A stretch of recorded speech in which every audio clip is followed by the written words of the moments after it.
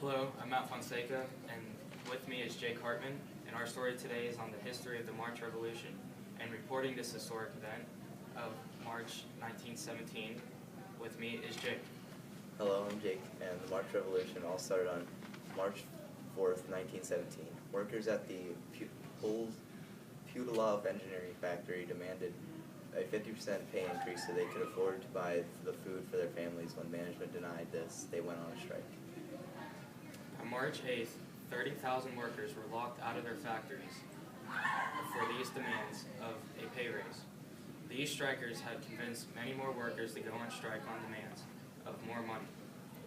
At the time of this, on March 8th, Nicholas II was at Petrograd, but he left to inspect troops at the war front, thinking that the demonstrations were the work of hooligans and that they would end shortly. On March 9th, the riots of the workers got worse and were getting out of hand. Nicholas was informed about the situation, and the Russian parliament pleaded with him to order the release of emergency food supplies. He refused and ordered that the riots should be put down by March 10th.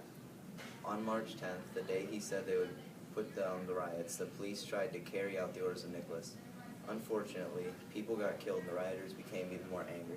The rioters opened up prisons and released those in them. For the first time, there were calls for the Tsar to quit. The head of the Duma informed Nicholas that law and order had broken down as soldiers brought in to put down the rioters had in fact joined them. Nicholas then did something very foolish. He ordered that the Duma was no longer to meet. With March 11th will be Lamar. Alright, I'm Lamar Tapp. I'm going to talk to you about March 11th of the Revolution. And on this day, the Duma disobeyed Nicholas, and this is usually the first act of the revolution. And the Duma, they met in chaos, and then one of their men, Alexander Kerensky, shouted out that there were 25 troops meeting that were coming their way. And with this support, they were going to set up a provisional government to take place of the Tsar. And the Tsar's wife, Alexandra, she phoned him that day and told him that there was nothing to worry about, and she pretty much backstabbed him, and that's all that happened on March 11th. Alright, now I'm back to Jake and Matt with the final day of the March Revolution. The leader of the Duma was a man called Rodzanko. He persuaded Nicholas that things had got very bad for the royal family. Nicholas then decided to return to Petrograd to restore law and order. The provisional government by this time had got some degree of control, and they stopped the royal train outside of Petrograd. The government wanted to talk terms with Nicholas.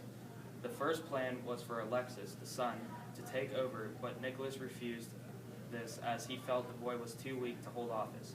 The throne was offered the Grand Duke Michael, but he did not want it. It became very clear to Nicholas that the provisional government did not want Tsar, and he was forced to give up the throne. This was the last royalty in Russia. After this little title, Tsar came to an end. This has been our report on the events of March 1917. We hope you enjoyed our program.